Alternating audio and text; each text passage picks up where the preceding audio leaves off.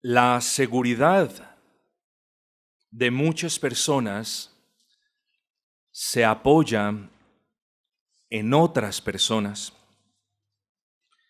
Muchas personas se sienten seguras, se sienten confiadas porque conocen a personas ricas, adineradas, influyentes, pudientes, poderosas. La debilidad de un hombre se apoya en última instancia en la debilidad de otro hombre. Pero ¿en qué realmente reposa su vida? ¿O a quién le ha confiado usted su futuro? O mejor aún, ¿a quién conoce usted lo suficientemente rico, lo suficientemente influyente, lo suficientemente poderoso para que dicha persona le provea a usted todo lo que usted necesita? Como dice aquel dicho coloquial, si usted conoce a tal persona, preséntemelo. Lo quiero conocer. Queridos amigos, no hay nadie sobre la faz de la tierra, por muy rico que sea, por muy pudiente que sea, por muy poderoso que sea, en el que usted pueda confiar lo más precioso que usted tiene, que es su alma. No hay nadie en este mundo que le pueda hacer este favor. En este mundo quizás existan muchas personas que le puedan hacer muchos favores, que va desde regalarle un poco de panela hasta prestarle para que usted conserve su techo. Pero no hay ninguno en este mundo que le pueda hacer el favor de cuidar su alma, de alimentar su alma, de preservar su alma y de salvar su alma. Nadie le puede hacer ese favor. Claro está, nadie aparte de Cristo. Recordemos lo que nos dijo, o lo que dijo el profeta Jeremías hace muchísimos años, mis amados. Cuando Israel pensaba invocar la ayuda de un país vecino para librarse de la invasión de los asirios. Tenían todo planeado. Vamos a consultar a los asirios, vamos a darles oro y entonces ellos vendrán, nos protegerán, nos ayudarán y así salvaremos nuestras vidas. Y el profeta Jeremías, y esto, Dios en un acto de amor, les dice: maldito el hombre, maldito el varón que confía en el hombre y pone carne por su brazo. Y eso lo encuentran ustedes en Jeremías capítulo 17, versículo 5. Pero al mismo tiempo que nuestro buen Dios le dice al pueblo, o le advierte al pueblo, y de paso a nosotros, que ninguno de nosotros podemos encomendarle a otro hombre el bienestar de nuestra alma, así también Él les recuerda, les anima, les exhorta, les alienta a que hay bendiciones cuando una persona confía en Él. Y luego de la advertencia que hace en el versículo 5, tenemos en el versículo 7 la promesa. Y dice: pero bendito el varón que confía en Jehová y cuya confianza es Jehová. Así que quiero para empezar dejar un punto muy claro. El futuro eterno y el bienestar incluso de los niños. No piensen que porque son niños no son responsables delante de Dios. Pero el futuro eterno y el bienestar de su alma solo la podemos encomendar a nuestro Señor y Dios. El problema, entre comillas, mis amados, es que cuando Dios nos creó, cuando Dios estableció en nosotros esa personalidad humana o esa humanidad mejor, Dios nos diseñó para que nosotros no pudiésemos confiar en alguien que no conocemos. Es decir, para confiar en alguien usted debe conocer a ese alguien. Y queridos hermanos, de la misma manera que usted nunca le confiaría a su hijo recién nacido a un vecino o a una vecina que usted no conoce, así tampoco el ser humano puede confiar para salvación su alma si no conoce primero al Salvador. Entonces miren la progresión del razonamiento. Solo hay bendiciones de paz y bienestar para nuestras almas si confiamos en Dios. Pero el segundo punto es, solo podemos confiar en Dios cuando Dios se nos revela de manera salvífica a nosotros. Espero que me haya comprendido eso. Es necesario primero que usted conozca al Señor Jesucristo antes de que usted pueda confiar en el Señor Jesucristo. Es muy importante que tengamos en cuenta eso. Con todo lo anterior en mente, vamos a la segunda carta del apóstol Pablo a Timoteo, su capítulo 1, y en el versículo 12. Segunda de Timoteo, capítulo 1, versículo 12. Y dice la palabra de nuestro Señor: por lo cual asimismo padezco esto, pero no me avergüenzo, porque yo sé a quién he creído y estoy seguro que es poderoso para guardar mi depósito para aquel día. Yo sé, lea eso otra vez, yo sé a quién he creído, o yo sé en qué persona he creído, o yo sé en quién ha confiado mi ser, o yo conozco personalmente a quién le he encomendado mi alma.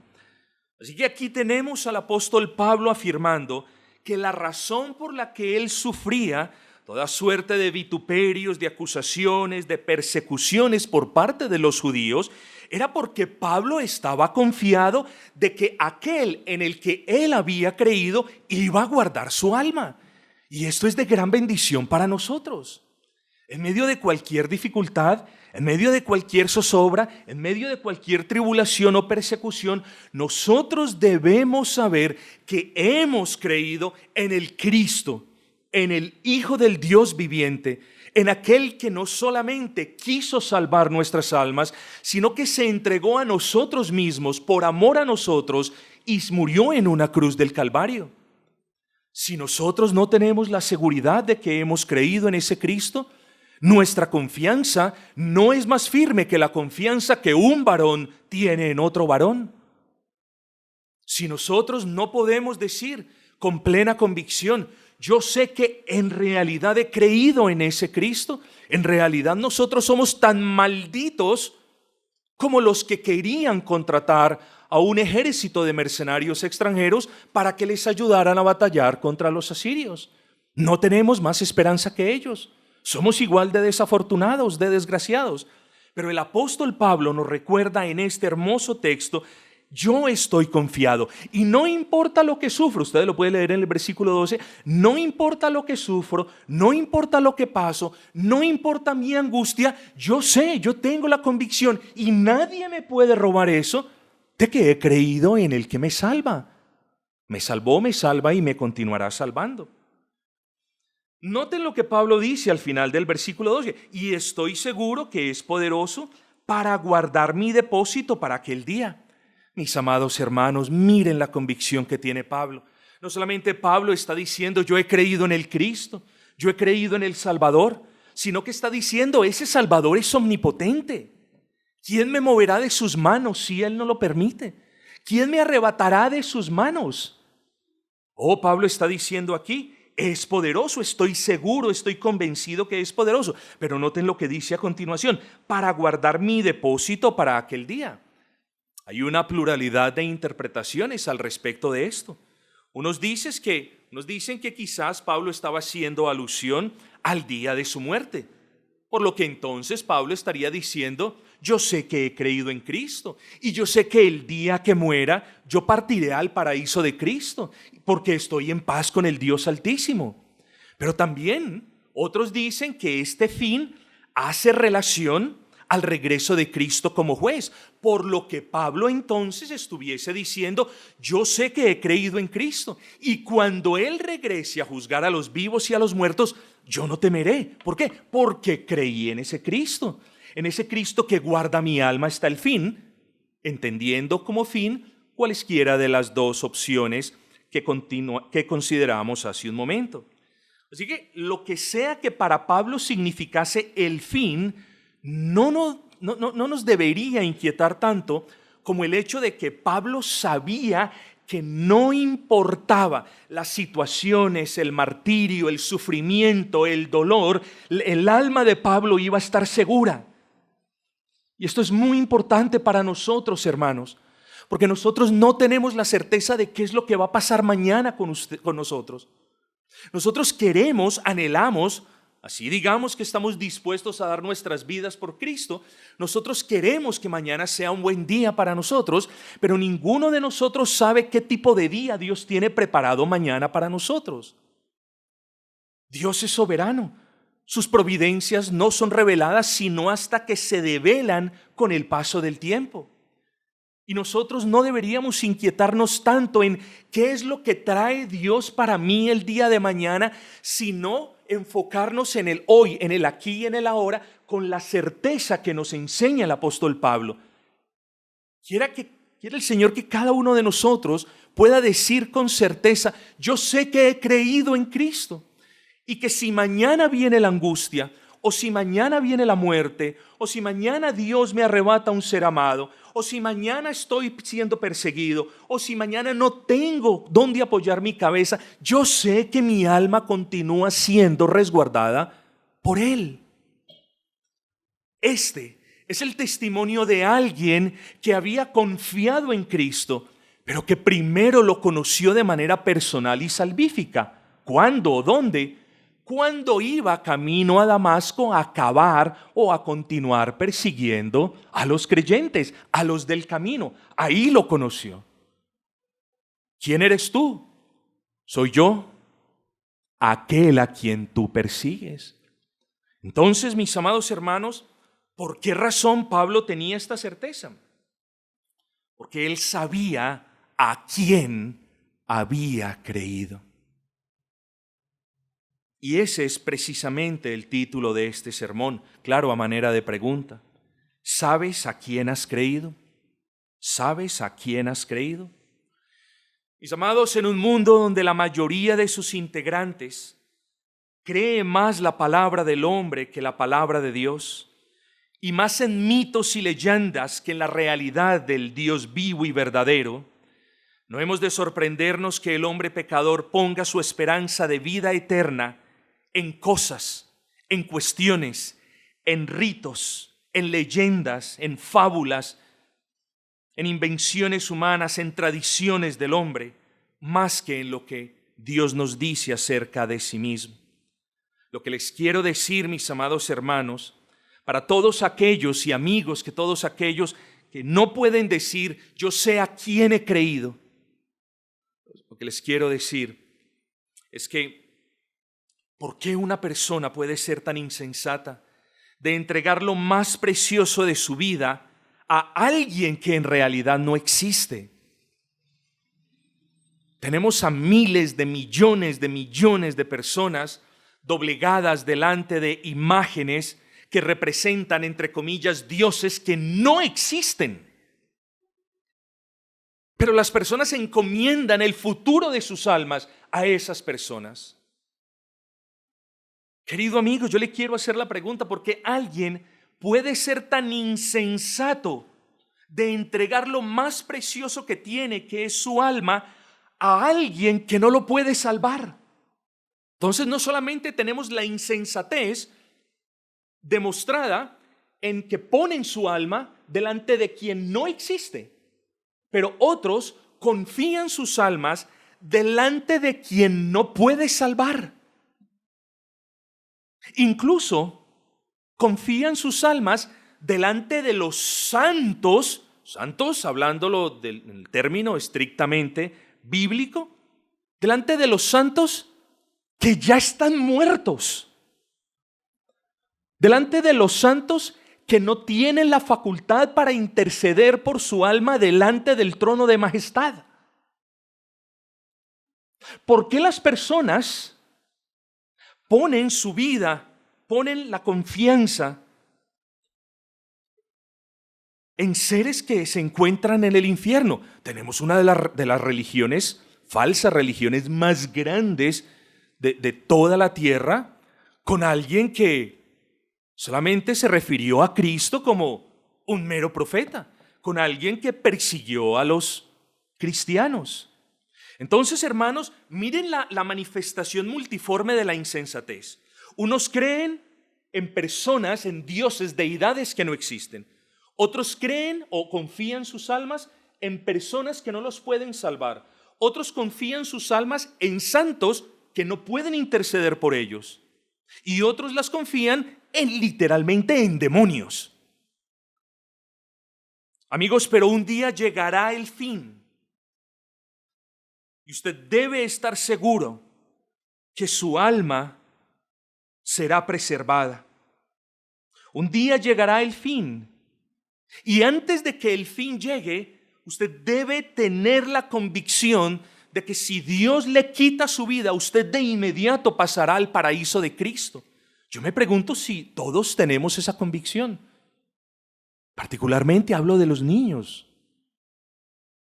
Los niños tienen la convicción de que si se mueren pasarán a ver a Cristo de inmediato. ¿O creen los niños que porque sus padres son cristianos, entonces ellos van a ir a la gloria de Dios de manera automática? No, niños. Ustedes lo conocen bien. Aquí han sido enseñados. Amigos, si usted que no es un niño, usted tiene la certeza de que usted verá a Dios cuando sus ojos se cierren y no vean más la luz de este mundo. Cuando los vuelva a abrir, la primera imagen será la imagen del Cristo que lo está esperando para darle la bienvenida a su paraíso. O la imagen de las almas atormentadas que mientras tuvieran vida negaron a Cristo y se rehusaron a venir a Él. ¿Qué es lo primero que usted verá cuando los abra al otro lado del río de la eternidad, de la vida, en la eternidad? Bueno, es necesario que nosotros pensemos en las palabras del apóstol y nos preguntemos en consecuencia, ¿sabemos en realidad a quién hemos creído? ¿En realidad conocemos bien a esa persona en quien decimos creer para salvación? Así que en este sermón yo le hablaré de dos cuestiones, tratando de súper simplificar dos asuntos hermosos, pero le hablaré de dos cuestiones. El primero, le hablaré del testimonio. Excúsenme, por favor. Le hablaré del testimonio de la Escritura y del testimonio de aquellos que conocen a Dios y han confiado en Jesucristo. Y en segundo lugar, mencionaré al menos dos implicaciones de qué es lo que significa, me perdonan la redundancia, haber confiado en Cristo. En otras palabras, ¿qué es lo que quiere decir el apóstol Pablo cuando dice, yo sé a quién he creído? Así que vamos a nuestro primer punto. Hablemos del testimonio de la Escritura. Amigos, espero no ofender su inteligencia. Solo que hay veces nos entretenemos con tantas cosas del mundo que se nos olvidan las cosas más básicas. La Biblia es el testimonio de Dios mismo. La Biblia es la palabra de Dios. La Biblia es la norma suprema de fe, es decir, la Biblia es la revelación de Dios por medio de la cual Dios nos dice en quién creer. La Biblia es el manual de vida, como cuando usted tiene un aparato y usted lo quiere usar para las cosas que usted la necesita. Así es la Biblia. La Biblia es el manual de nuestras vidas. Pero la Biblia no es como cualquier otro libro. La Biblia es el libro de los libros, es el libro de la vida, es el libro de Dios. Es el libro en el que Dios mismo testifica de su existencia. Es el libro en el que Dios nos muestra su carácter. Es el libro en el que Él nos muestra sus atributos. Es el libro en el que Él nos muestra sus propósitos, nos muestra sus planes. Y por supuesto, es el libro que usted sostiene ahora en sus manos. Es el libro mediante el cual Dios nos muestra a Cristo.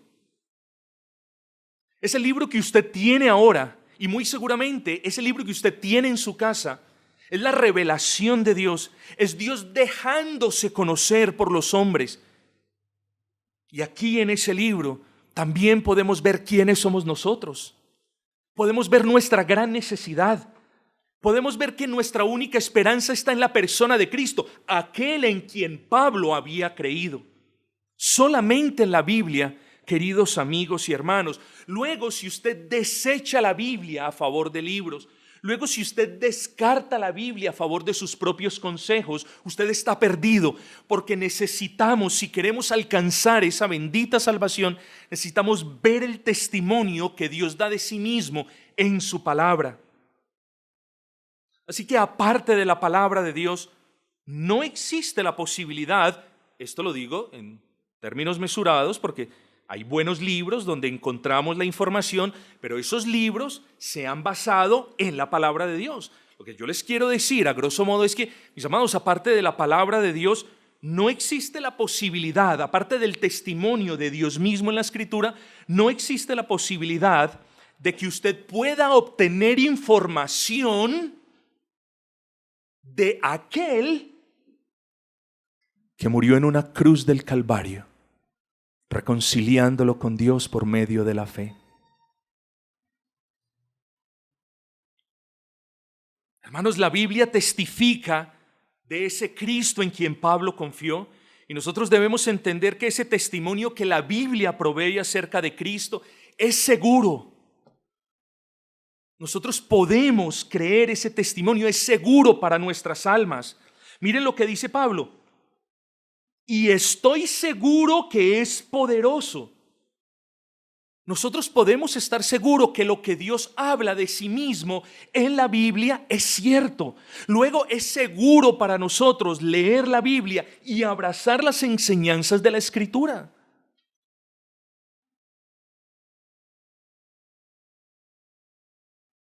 Ahorita lo dije. Estoy seguro que usted tiene una Biblia en sus manos. Y estoy seguro que usted tiene una o más Biblias en su casa. Así que, querido amigo y niño, dígale a su papá que le haga el favor de abrirle cada día la Escritura, porque ahí yace la salvación de su alma. Pídale a su mamá que le haga el favor de explicarle un versículo también cuando su papá no esté en casa. Pídale ese favor. Papá, por el bien de mi alma, llévame a la palabra del Señor. Por el bien de mi alma, enséñame la palabra del Señor, papá. Por el bien de mi alma, explícame quién es Cristo. Por el bien de mi alma, muéstrame cómo creer en ese Cristo. Sabemos que solamente Dios lo puede hacer, pero está en nosotros el llevarlos, el guiarlos, el encaminarlos hacia esa cruz. Abra la Biblia, querido amigo, y ruéguele a Dios que Él le conceda la dicha de conocer personalmente a Jesucristo. Usted debe conocer a ese Cristo de manera personal, porque si usted no conoce a ese Cristo, no hay esperanza de salvación para usted. Pídale a Dios de rodillas que le conceda la bendición de ver lo hermoso de su persona, lo santo de su carácter, la infinitud de su amor para con los pecadores, y pídale a Dios para que, conociéndolo, usted pueda confiar su alma para salvación. Mis amigos, no desprecie el testimonio de la palabra de Dios, no lo desprecie. No desprecie lo que la Escritura dice acerca del Señor, o lo que Dios mismo dice acerca de sí mismo en la palabra de Dios. En cierta ocasión nuestro Salvador dijo, yo sé que todos se acuerdan: escudriñad las Escrituras, porque a vosotros os parece que en ellas tenéis la vida eterna, y ellas son las que dan testimonio de mí. Y lo que este texto dice en términos generales es que cada ser humano que anhele paz para con Dios y vida eterna debe esforzarse en escudriñar, no en leer, sino en escudriñar aquello que la Biblia dice acerca de Cristo. Es cierto, Si el Espíritu Santo no ilumina el entendimiento, no hay nada, pero debe una persona estar interesada en el futuro, en el bienestar eterno de su alma. Porque si usted no conoce a Cristo personalmente, si Dios no le abre a usted los ojos del entendimiento, si Dios no le abre los oídos de la fe, usted no va a escuchar las palabras del Señor. Así que venga la palabra del Señor. Allí está la vida eterna si el Señor abre los ojos de su fe. Busque a Cristo, anhele conocerle, toque las puertas del palacio de los cielos, y si lo hace con fe, Él saldrá y le abrirá, y usted lo verá con los ojos de la fe. Y cuando usted conozca a Cristo, no es posible que usted no confíe en Cristo. Cuando usted conozca quién es Cristo y lo que Él hizo por usted, es imposible que usted diga, no, voy a esperar para conocer a otro más fiable. Voy a esperar a conocer a otro que haya hecho más cosas por mí. Voy a esperar otro tiempito. No, si usted ve a Cristo con los ojos de la fe, usted va a abrazar a ese Cristo, porque en el momento en que lo conozca salvíficamente, usted va a entender que no hay nadie más precioso, ni glorioso, ni esplendoroso que la persona de Cristo. La segunda persona de la Trinidad, que descendió de los cielos y tomó forma de hombre y nació de manera milagrosa, dejando de lado el pecado que ha circulado desde Adán. Y al dejar de lado el pecado que ha circulado desde Adán en cada hombre, es nuestro representante. Y no solo nuestro representante, sino el Cordero de Dios, el Cordero sin mancha, que quita el pecado de todos los que creen en Él. Y además de eso, es el único sacrificio acepto a favor de los seres humanos que lo miran a Él, que creen en Él y que desean paz para con Dios y vida eterna. Si usted lo conoce, de inmediato podrá decir, yo sé a quién he creído. Y no importa las vicisitudes, le insisto, no importa las vicisitudes o las pruebas o las tragedias incluso, o el horno de fuego por el que usted haya pasado, pase o vaya a pasar, siempre aquel que ha visto a Cristo con los ojos de la fe y aquel que ha confiado en Cristo, siempre podrá decir, yo sé a quién he creído y estoy seguro que Él es poderoso para guardar mi alma hasta el fin. Lo segundo, no tan esencial como lo primero, y digo hablando de lo primero como el testimonio que las Escrituras dan del Señor Jesucristo, pero de igualmente importante es el testimonio de la obra de Cristo en otras personas. Así que, amigo y niño, pídele a su papá que le haga el favor de que lo lleve al testimonio de las Escrituras. Pero también pídale a su papá que lo lleve delante de otro hermano fiel de testimonio para que él le cuente cómo transformó su vida. Así que quiero hablar de la instrumentalidad del testimonio, ya no de la Escritura, sino del testimonio de quienes podemos decir, yo sé a quién he creído. Es bueno que quienes no conocen a Cristo, y es bueno que quienes no pueden decir yo sé a quién he creído, busquen escuchar cómo ha sido la obra de Dios en otros hermanos. Eso es bueno para nuestras almas. Así que a quienes han confiado en Cristo, yo les exhorto, testifiquen de Cristo. Miren lo que les dice el apóstol Pablo a Timoteo, o lo que le dice en singular el apóstol Pablo a Timoteo, que no te avergüences de Cristo. Debemos testificar de Cristo, debemos proclamar el Evangelio y debemos decirles a otros lo que Cristo ha hecho en nuestros corazones. Cuando usted conoce a alguien y viene un amigo que no conoce a ese alguien que usted conoce, ¿qué es lo primero que usted hace? Casi de manera natural, usted dice, los introduzco. Señor Ananías, le presento a mi amigo Archibaldo. Archibaldo, he aquí a Ananías. Cuando usted conoce a Cristo, usted quiere que sus familiares conozcan a Cristo, que sus hijos conozcan a Cristo, que sus vecinos conozcan a Cristo, que el mundo entero conozca a Cristo. El problema es que quienes conocemos a Cristo tenemos los labios sellados con grapa. Nosotros los que podemos decir, yo sé o sabemos en quién hemos creído, nosotros los que conocemos a Cristo y la verdad de Cristo revelada, tenemos los labios sellados. Y quienes han puesto sus confianzas en dioses o deidades inexistentes, en santos que no los pueden salvar, y en otros que están en el infierno, esos sí son hábiles para hablar de sus cosas. Qué triste, hermanos, que nuestra instrumentalidad sea tan limitada, y espero que sea limitada por otros factores, no por vergüenza del nombre de Cristo. Porque Él no se avergonzó en hacerse como uno de nosotros, y no se avergonzó en sufrir más que lo que vamos a sufrir todos nosotros juntos por darnos vida. Él no tuvo vergüenza de ser escupido, Él no tuvo vergüenza de ser calumniado, no tuvo vergüenza de ser azotado, no tuvo vergüenza de ser expuesto y vituperado en la cruz del Calvario por amor a nosotros. Y nosotros sí tenemos vergüenza de proclamar a ese Cristo que en verdad salva. Oh, mis amados hermanos, prediquemos el Evangelio, jamás nos avergoncemos de Cristo. Oremos pidiendo que el Señor nos convierta ganadores de alma. Y no se nos olvide que la obra de Dios en ustedes, en cada uno de ustedes, es un instrumento que Dios siempre puede usar para grandes cosas. Usted no necesita haber sido un drogadicto para ser usado poderosamente por Dios.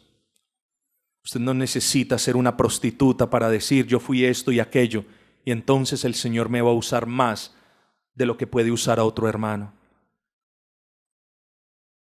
Pero a quienes no han confiado en Cristo, por favor, no descarten el testimonio personal de otros que sí han confiado en Cristo. Porque esas personas le dirán con conocimiento de causa que Dios no rechaza un corazón contrito y humillado. Quienes en verdad han confiado en Cristo le dirán a usted que Dios siempre está dispuesto a perdonar al pecador arrepentido, siempre. Luego, le repito, no descarte el testimonio de la Escritura, pero no deseche lo que los hermanos dicen acerca de Cristo.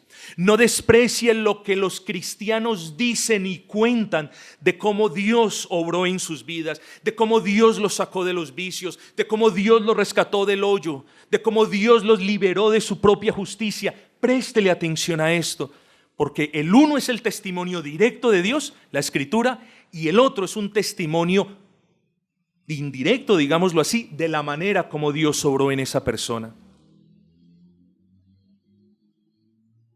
Ustedes recuerdan una población que la Escritura menciona llamada Sicar en el Nuevo Testamento. En esa ciudad, casi todos los del pueblo dijeron en alguna oportunidad: ya no creemos solamente por tu dicho. ¿Recuerdan eso? Ya no creemos solamente por tu dicho. ¿Cuál es el punto? Que Dios usó el testimonio de esta mujer samaritana para convencerlos de que el Salvador estaba en ese pozo, de que el Salvador estaba ahí y de que debían venir a conocerlo. Dios usó ese testimonio como puede usar el tuyo en cualquier momento. ¿Y qué hicieron los habitantes de Sicar? Dejaron lo que tenían, abandonaron todo lo que estaban ocupados haciendo y fueron a conocer a ese Cristo. ¿Y qué sucedió cuando conocieron a ese Cristo? Abrazaron a ese Cristo, confiaron a ese Cristo, porque eso es lo que nos dice el texto. Porque nosotros mismos hemos oído y sabemos verdaderamente que ese es el Salvador del mundo, el Cristo. Noten ustedes, hermanos. Noten ustedes la instrumentalidad del testimonio de un pecador redimido. La segunda parte del sermón es: ¿qué es lo que implica haber creído en Cristo? Bueno, podemos responder esta pregunta de una manera sucinta, de una manera breve. Haber creído en Cristo para salvación implica, presupone un conocimiento de quién es Cristo o de la persona de Cristo y de la obra de Cristo. Luego, queridos amigos, no podemos encontrar salvación si no sabemos quién es Cristo y si no sabemos cómo vivió Cristo y si no comprendemos qué significa la cruz del Calvario. No podemos, tenemos que conocer esas cosas. Dice el apóstol Pablo, yo sé a quién he creído. Pablo conocía a Cristo. Cristo es único. Cristo es el único nacido de mujer sin pecado. Cristo es el único concebido por el poder del Espíritu Santo en el vientre de una mujer virgen. Cristo es el único concebido de manera milagrosa, sin pecado. Nació sin pecado. Ese es el Cristo Salvador. Ese es el Cristo en el que confió el apóstol Pablo. Ese Cristo es el único Salvador. Y es el único Salvador porque la Escritura testifica de que Dios, el omnipotente Dios, no le ha dado ningún otro nombre a ningún hombre para que pueda ser salvo aparte del nombre y de la persona de Cristo. Así que miren el carácter único de la persona de Cristo. Único, uno solo, no hay más. Cristo es el único nacido de mujer sin pecado. Es el único Salvador. Es el único mediador. Es el único que está sentado a la derecha de Dios. El único. No hay nadie más sentado a la diestra de Dios. Y es el único con la potestad de interceder por todos los que creen en Él.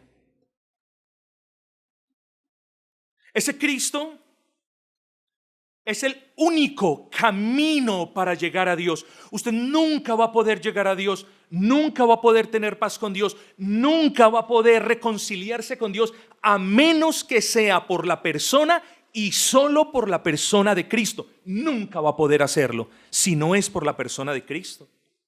Cristo es único, le repito. No hay obras, no hay penitencias, no hay sacrificios, no hay nada. Solo Cristo está allí para salvarlo. Ahora bien, dígame, ¿quién ha dado su vida por otras personas? Quizás, como dice la Escritura, quizás exista alguien que pueda dar la vida por otro. Quizás existan personas que hayan dado su vida. No tengo duda de eso. Pero ¿quién ha dado su propia vida para que por medio de su muerte la persona u otros tuviesen vida? ¿Quién lo ha rescatado? ¿Quién ha rescatado a los pecadores del hueco? ¿Quién ha comprado el alma de los pecadores que estaban antes condenados? Nadie. Por lo tanto, Cristo es el único redentor. El único, no hay corredentores o corredentoras. Cristo es el único redentor. Es decir, no hay nadie que haya aportado algo para la salvación de los pecadores aparte de Cristo. Cristo fue el único hombre perfecto, Dios perfecto, sabemos que lo es, cuya sangre no tenía pecado ni mancha. Por lo tanto, solo la sangre de Cristo, solo el derramamiento de su sangre pagó el precio que valen las almas de todos los que creen en Él. Cristo es el único que ha vencido la muerte, el único. Luego, ¿cómo no vas a creer en ese bendito Cristo? Te estoy presentando a mi amigo, te estoy presentando a mi Rey, a mi Señor, y también al amigo, al Rey y al Señor de muchos en este lugar. ¿Cómo no lo vas a querer conocer?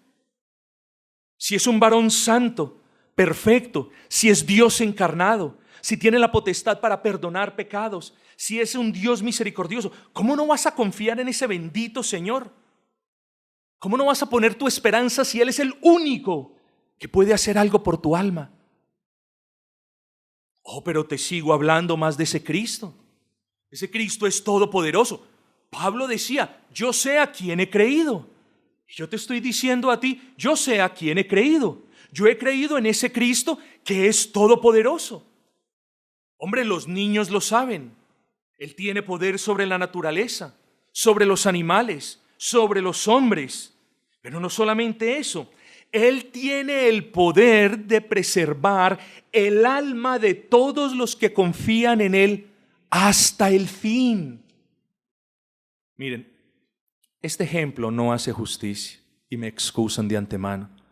Por favor, cárguese 2 o 3 bultos de cemento en esta esquina a ver si podemos llegar hasta donde termina la loma. Muy probablemente no vamos a poder llegar.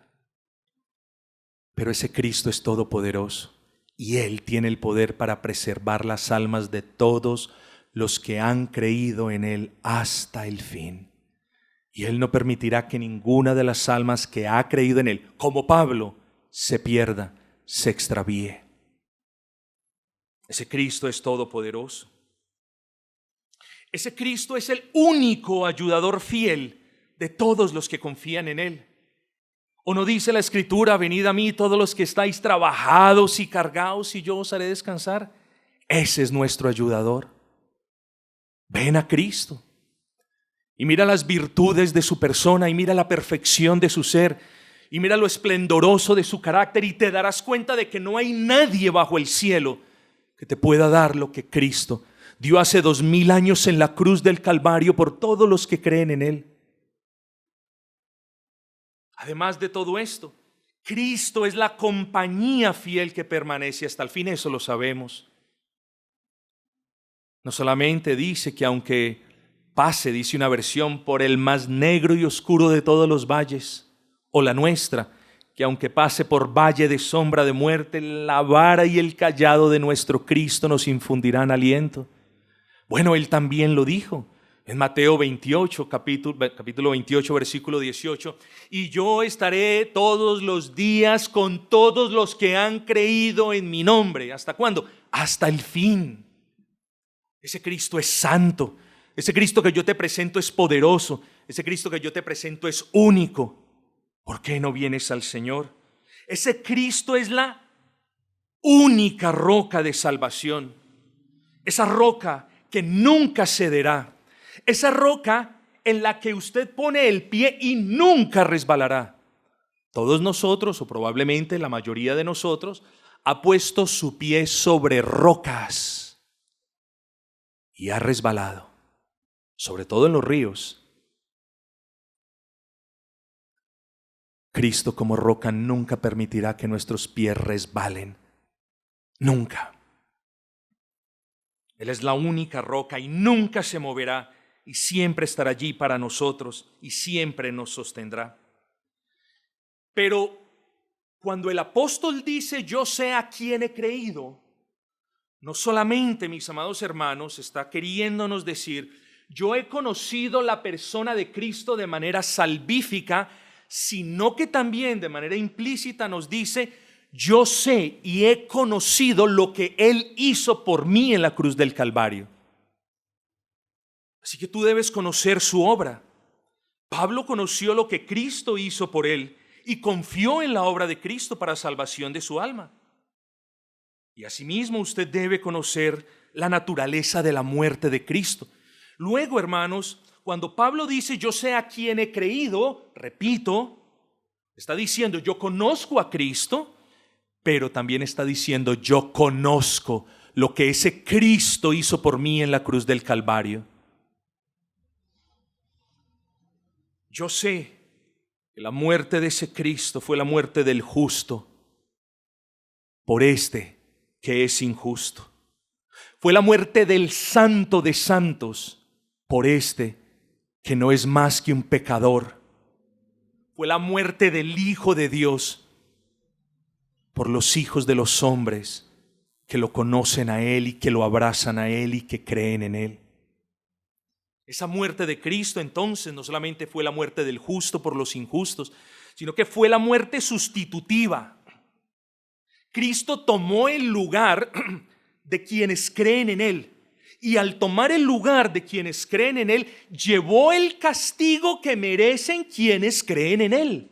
Por eso se llama muerte sustitutiva. Él tomó el lugar. Él fue nuestro sustituto. Él soportó la ira de Dios.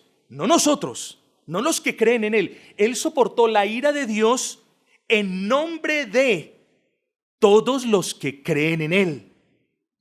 Usted no va a encontrar otro sustituto que pueda soportar la ira de Dios y que muera bajo la mano de Dios y que se haya levantado al tercer día. No lo va a encontrar. Luego Cristo es su única esperanza. Y esa muerte no solamente fue sustitutiva, sino que fue propiciatoria. ¿Usted sabe qué es eso? Fue propiciatoria. ¿Qué significa eso? Bueno, cuando Pablo dice, yo sé a quién he creído, Pablo de manera implícita también está diciendo, yo sé, yo confío, yo estoy plenamente convencido de que la muerte de ese Cristo en quien he confiado fue propiciatoria. Es decir, aplacó la ira de Dios que yo merezco. Y solamente el santo, el perfecto, el cordero sin mancha, el Hijo de Dios, pudo haber hecho eso. Esa muerte de Cristo fue redentora. ¿Usted sabe qué es eso?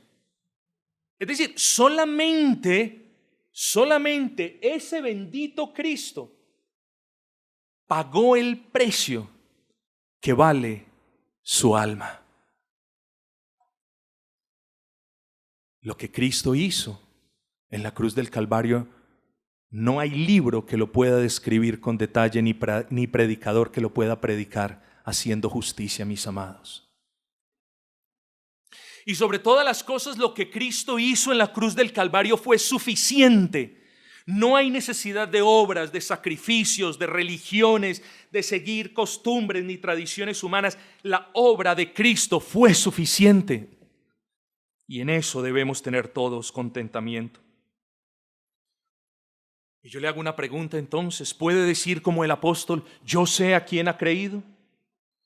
Pídale a Dios que le revele a Cristo. Pídale a Dios que le conceda la gracia de conocer la persona de Cristo. Como le decía ahora, toque las puertas del palacio real, tóquelas insistiendo, porque está escrito: el que pide, recibe; el que busca, halla; y el que golpea, las puertas de la salvación se le abrirán. Y cuando usted vea a ese Cristo, usted abrazará a ese Cristo, usted confiará en ese Cristo, usted se entregará a ese Cristo y será reconciliado de manera instantánea con el Padre.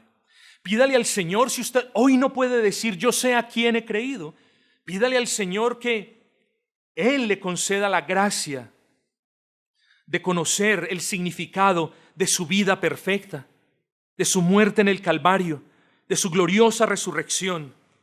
Y como se lo dije, en el instante que usted conozca estas cosas y asienta estas cosas con fe en su corazón, en ese mismo instante su alma estará segura.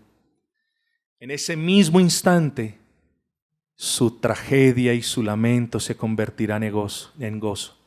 Y en ese mismo instante usted podrá decir: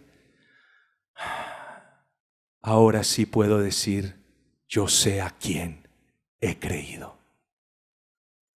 Es importante, pues, mis amados, que no despreciemos el testimonio de la Escritura ni el testimonio de otros que han sido salvos por su gracia.